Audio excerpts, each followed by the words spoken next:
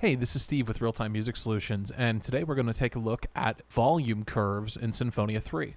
Firstly, let's give ourselves a little more room to work with. To draw in volume events, we're going to want to use the timeline and view the instrument mixer. So we don't need the visual click, we don't need the rhythm window, and let's go ahead and get rid of the keyboard. Now we've got a nice amount of room to work with, and I can stretch this however I see fit. I'm going to go ahead and now enter edit mode by clicking the lock, and I'm going to switch to points view in the timeline. Now, I'll go ahead and hover my cursor over the grid and hold the P for pencil key, and I'll draw.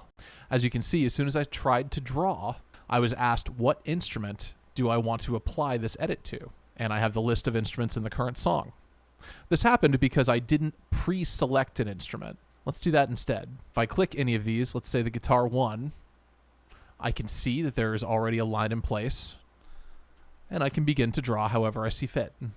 As I was drawing, did you notice what happened over here in the inspector window? Each dot I created is now accounted for in the inspector. The information is laid out in measure, beat, tick order, ending with a volume value in decibels. If necessary, I can click on any of these events in the inspector and edit or delete them.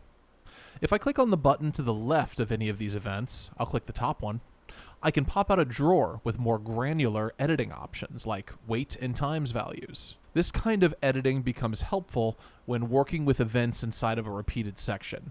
We'll go into this in more detail in another video. I made this current edit using free draw. Now let's try line.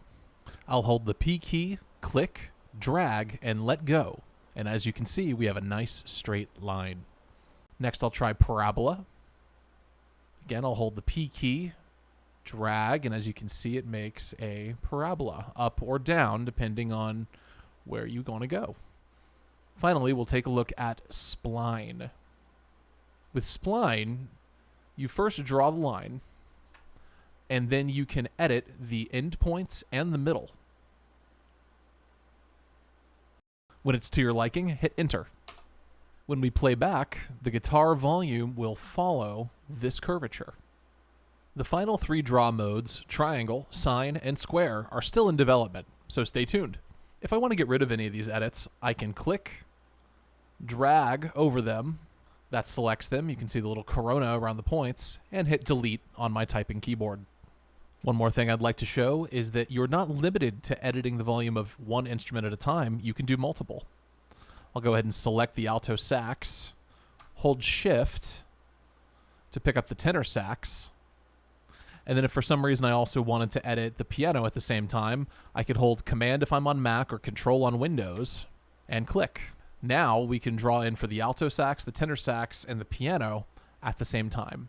And of course, just like in Sinfonia 2, when you're done editing, you can go back to performance mode and file, save. Once again, I'm Steve Wood for Real-Time Music Solutions. Thanks for watching.